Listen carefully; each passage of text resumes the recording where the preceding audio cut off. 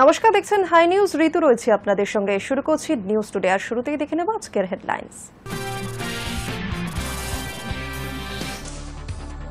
২৬ নির্বাচন হলে হাতে রয়েছে আর ৮ মাস। ২১ মঞ্চে তার সরকারের ১৪ বছরের রিপোর্ট কার্ড প্রকাশ মুখ্যমন্ত্রীর। এবার শুরু হলো ভাষা রক্ষার শপথ। ২৭ জুলাই নানুর দিবস থেকে প্রতি শনি ও রবিবার বাংলা ভাষার উপর আক্রমণের প্রতিবাদে মিটিং মিছিল করার বার্তা মমতার। ওদের শূন্য করে ছাড়তে হবে, ২৬-এর পর জয় বাংলা বলাবো। ২১ মঞ্চ থেকে বিজেপিকে চ্যালেঞ্জ অভিষেকের। একদিকে দক্ষিণে তৃণমূলের ২১ সমাবেশ, অন্যদিকে বিজেপির যুব মোর্চার উত্তরকন্যা অভিযান। সেই সভা থেকে মুখ্যমন্ত্রীর উদ্দেশ্যে কটু কথা শুভেন্দু। স্কুল চলাকালীন ঢাকার স্কুলে ভেঙে পড়ল F-7 যুদ্ধবিমান। নিহত ২, আহত কমপক্ষে ৩০।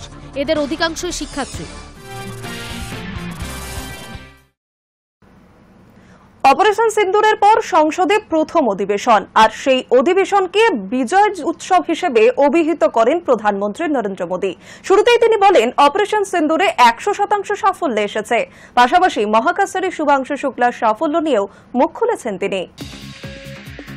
অপারেশন সিন্দুর বা পেহেলগাঁও হামলা নিয়ে সংসদে বিশেষ অধিবেশন চেয়েছিল বিরোধীরা। সেই দাবি কেন্দ্র মানেনি।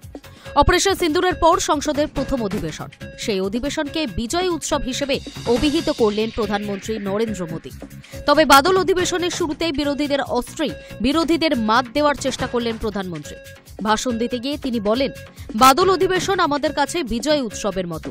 এই প্রথমবার আন্তর্জাতিক স্পেস স্টেশনে ভারতের পতাকা উড়েছে। সেটা প্রত্যেক ভারতীয়র কাছে গর্বের বিষয়।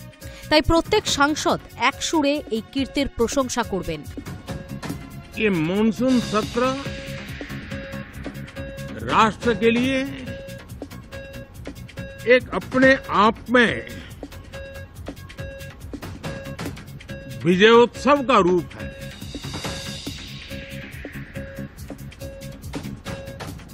और जब मैं कहता हूं कि सत्र राष्ट्र गौरव और विजयोत्सव का सत्र है, तो सबसे पहले तो मैं पहली बार इंटरनेशनल स्पेस स्टेशन पर भारत का तिरंगा झंडा वहां लहराना, यह हर देशवासी के लिए गौरव की पल है। শুভাংশুর পাশাপাশি অপারেশন সিন্দুরের সাফল্য নিয়ে মোদী বলেন, গোটা দুনিয়া ভারতীয় সেনার শক্তি দেখেছে। মাত্র ২২ মিনিটের মধ্যে জঙ্গি নেতাদের বাড়ি একেবারে মাটিতে মিশিয়ে দেওয়া হয়েছে।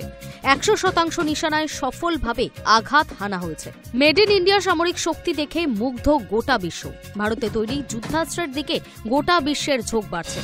এছাড়াও মাও দমন, মুদ্রাস্ফীতি কমাতে কেন্দ্রের সক্রিয় ভূমিকার কথাও উঠে আসে মোদীর ভাষণে। চলতি বাদল অধিবেশনে অপারেশন সিন্দুর এবং পেহেলগাঁও হামলা নিয়ে কেন্দ্রকে আক্রমণ পরিকল্পনা ছিল বিরোধীদের।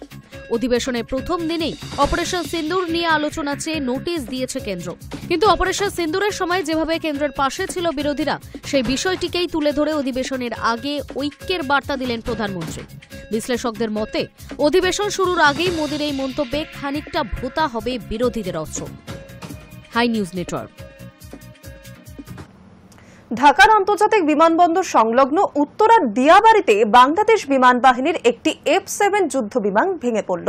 ঘটনায় মৃত কমপক্ষে ১৯ জন, আহত অর্ধশতাধিক।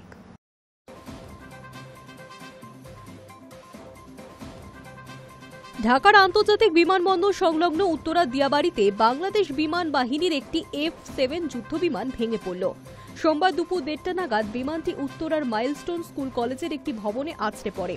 ঘটনায় নিহত কমপক্ষে ১৯ জন, আহত অর্ধশতাধিক। বেশিরভাগেরই শরীর ৬০ থেকে ৭০% পুড়ে গিয়েছে। বাংলাদেশ সেনা জনসংযোগ বিভাগ ISPR জানিয়েছে, বিমান বাহিনীর F-7 BGI প্রশিক্ষণ বিমানটি দুপুর ১:০৬ ওড়ার কিছু পরেই ভেঙে পড়ে। স্কুলে ভবনে বিমানটি আছড়ে পড়তেই বিস্ফোরণ ঘটে।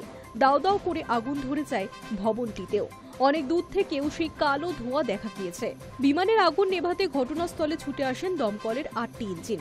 ঢাকায় শিক্ষা প্রতিষ্ঠানের উপর বিমান ভেঙে পড়ার ঘটনায় শোক বার্তা দিয়েছেন বাংলাদেশের প্রধান উপদেষ্টা মোহাম্মদ ইউনূস। সমাজ মাধ্যমের বার্তায় তিনি লিখেছেন, রাজধানী দিয়াবাড়ি এলাকায় মাইলস্টোন স্কুল অ্যান্ড কলেজ ক্যাম্পাসে বাংলাদেশ বিমান বাহিনীর F-7 বিজিআই প্রশিক্ষণ বিমান বিধ্বস্তের মর্মান্তিক দুর্ঘটনায় হতাহতের ঘটনায় আমি গভীর শোক ও দুঃখ প্রকাশ করছি। সরকার দুর্ঘটনার কারণ অনুসন্ধানে প্রয়োজনীয় ব্যবস্থা নেবেন বলেও আশ্বাস দিয়েছেন ইউনূস। পাশাপাশি হতাহতের ঘটনায় মঙ্গলবার একদিনের রাষ্ট্রীয় শোক ঘোষণা করা হয়েছে। দেশের সকল সরকারি, আধা সরকারি, স্বায়ত্তশাসিত প্রতিষ্ঠান, শিক্ষা প্রতিষ্ঠানে জাতীয় পতাকা অর্ধনমিত থাকবে। পাশাপাশি সকল সরকারি, বেসরকারি ভবন ও বিদেশি বাংলাদেশি মিশনেও জাতীয় পতাকা অর্ধনমিত থাকবে বলে জানানো হয়েছে। Hi news network.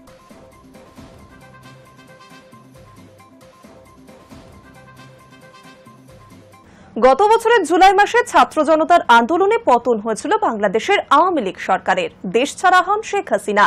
এরপর থেকেই হাসিনার ঘনিষ্ঠরা ব্রিটেনে নিজেদের সম্পত্তি বিক্রির চেষ্টা শুরু করেছেন, এমনটাই খবর ব্রিটিশ সংবাদ মাধ্যম সূত্রে। হাসিনা বাংলাদেশের ক্ষমতায় থাকাকালীন তার ঘনিষ্ঠরা ব্রিটেনে বিপুল পরিমাণ সম্পত্তি তৈরি করেছেন। ক্ষমতার অপব্যবহারের অভিযোগ এনে হাসিনার পতনের পরেই এই বিষয়ে তদন্তের নির্দেশ দেয় মোহাম্মদ ইউনূসের অন্তর্বর্তী সরকার। এই ঘটনাকে অবশ্য রাজনৈতিক প্রতিহিংসা বলেছে আওয়ামী লীগ এবং হাসিনার সমর্থকেরা। যদিও ব্রিটিশ সংবাদ মাধ্যমের তদন্তে ইঙ্গিত করা হয়েছে, পদ্মাপাড়ে ক্ষমতার বদলের পরেই সম্পত্তি বিক্রির চেষ্টা শুরু করেছে হাসিনার ঘনিষ্ঠরা। ব্রিটেনের তদন্তকারী সংস্থা ন্যাশনাল ক্রাইম এজেন্সি বেশ কয়েকজনের সম্পত্তি বাজেয়াপ্ত করেছে বলে জানা গিয়েছে। দ্য গার্ডিয়ানের দাবি, গত বছরে এমন অন্তত 20টি লেনদেনের আবেদন জমা পড়েছে ব্রিটেনের জমি রেজিস্ট্রার দপ্তরে। এগুলো সবই বাংলাদেশ প্রশাসনের তদন্তের আওতায় থাকা ব্যক্তিদের নাম রয়েছে বলে দাবি করা হচ্ছে। মূলত সম্পত্তি বিক্রি, বন্ধক এবং হস্তান্তরের জন্যই আবেদনগুলি করা হয়েছে। এই বিষয়ে মুখ খুলেছেন বাংলাদেশ ব্যাংকের গভর্নর আহসান এইচ মনসুর। তিনি জানান, ইতিমধ্যেই ব্রিটেন সরকারের কাছে বাংলাদেশের অন্তর্বর্তী সরকারের তরফে অনুরোধ করা হচ্ছে যাতে এই ধরনের সম্পত্তিকে আরও বেশি করে বাজেয়াপ্ত করা হয়। আগেই হাসিনার দুই বোনঝি টিউলিপ সিদ্দিকী ও আজমিনা সিদ্দিকী লন্ডনের সম্পত্তি ঘিরে বিতর্ক রয়েছিল। এরপরেই সামনে এসেছে হাসিনার তৎকালীন উপদেষ্টা সালমান এফ রহমানের পরিবারের বিপুল পরিমাণ সম্পত্তি, যার পরিমাণ ভারতীয় মুদ্রায় প্রায় 1000 কোটি টাকা, যা বাজেয়াপ্ত করেছে ব্রিটেনের অপরাধ দমন শাখা। এছাড়াও বাজেয়াপ্ত করা হয়েছে হাসিনার জামানার ভূমিমন্ত্রী সাইফুজ্জামান চৌধুরীর প্রায় 2000 কোটি টাকার সম্পত্তি। বলাই বাহুল্য, ব্রিটেনের তদন্তকারী সংস্থা ন্যাশনাল ক্রাইম এজেন্সির এই তদন্তে অস্বস্তি বাড়াল শেখ হাসিনা এবং তার দলের লোকেদের। Hi news network. ফের অডিও বার্তা শেখ হাসিনার। মোহাম্মদ ইউনূসের নেতৃত্বাধীন অন্তর্বর্তীকালীন সরকারের বিরুদ্ধে সরাসরি আক্রমণ বাংলাদেশের প্রাক্তন প্রধানমন্ত্রীর। সঙ্গে ইঙ্গিত দিয়ে রাখলেন তিনি ফিরবেন, আর তখন সব হিসাব বুঝে নেবেন। বঙ্গবন্ধু শেখ মুজিবুর রহমানের জেলা গোপালগঞ্জে অশান্তির পর বৃহস্পতিবারই দেশবাসীর উদ্দেশ্যে একটি অডিও বার্তা দিয়েছিলেন হাসিনা। আহ্বান জানিয়ে বলেছিলেন, যা আছে তা নিয়েই এখন পথে নেমে পড়ুন, ঘরে বসে থাকার সময় আর নেই। তার 3 দিনের মাথায় আবারও অডিও বার্তা দিলেন তিনি। এবার নিশানায় ইউনূসের সরকার। হাসিনা বলেন, ইউনূসের ক্ষমতা দখল হয়েছিল জঙ্গিদের সহায়তায়। আন্তর্জাতিকভাবে নিষিদ্ধ যেসব জঙ্গি সংগঠনের অপরাধীদের গ্রেফতার করা হয়েছিল, ক্ষমতায় এসে তাদের সকলকেই ছেড়ে দিয়েছে ওরা। হাসিনার দাবি, ইউনূসের আমলে এক সুনিপুণ পরিকল্পনার মাধ্যমে বাংলাদেশের মুক্ত চিন্তা, স্বাধীনভাবে কথা বলা, স্বাধীনভাবে চলাফেরার পরিসর কেড়ে নেওয়া হয়েছে। নারীদের অধিকার, যুব সমাজের অধিকার কেড়ে নেওয়া হয়েছে। হাসিনার কথায় একদিনে 93 জন আইনজীবী গ্রেফতার। এটা শেষবার স্বাধীন বাংলাদেশে কবে ঘটেছে? ঘটেছে ইউনূসের আমলে। অথচ তিনি দাবি করেন, সবাই তার সমালোচনা করতে পারেন, নির্ভয়ে কথা বলতে পারেন। কিন্তু এখন কেউ সমালোচনা করতে গেলেই জঙ্গি বাহিনী গিয়ে তাকে মারধর করে, নির্যাতন করে, ঘরবাড়ি পুড়িয়ে দেয়। বিএনপি জামাতের বারবারন্ত নিয়েও বলতে শোনা গিয়েছে বাংলাদেশের প্রাক্তন প্রধানমন্ত্রীকে। তিনি বলেন, এই বিএনপি জামাত আমাদের ওপরে যে অত্যাচার করলো, সেই অত্যাচার যদি 2009 সালে সরকার গঠনের পর আমরা করতাম, তাহলে ওদের অস্তিত্বই খুঁজে পাওয়া যেত না। আর আজ এদের হাতে আওয়ামী লীগের অগণিত নেতাকর্মী এবং তাদের আত্মীয় পরিজনদের হত্যা করা হচ্ছে, বাড়িঘরে আগুন দেওয়া হচ্ছে। 32 নম্বরে ওরা যখন আগুন দেয়, সেখানেও মিরপুর রোডের ওপর 3টি লাশ পড়ে থাকতে দেখা গিয়েছিল। তাদের নাম পরিচয়টুকুও জানা যায়নি। নৃশংস অত্যাচার, নির্যাতন করে একটা পার্টিকে শেষ করতে চাইছে ওরা। হাসিনা আরও বলেন, আওয়ামী লীগ ছিল বলেই বাংলাদেশ স্বাধীন হয়েছিল।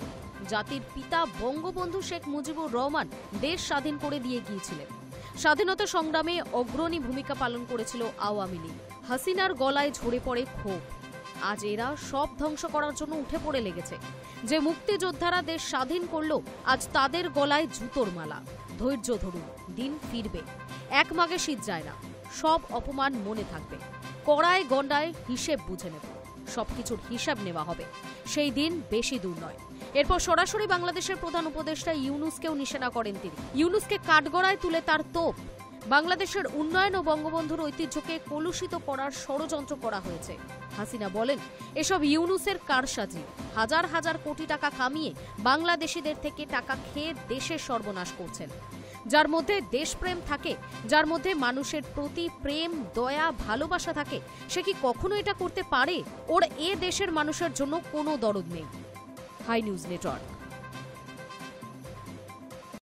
নিয়ে নেব একটা ছোট বিরতি।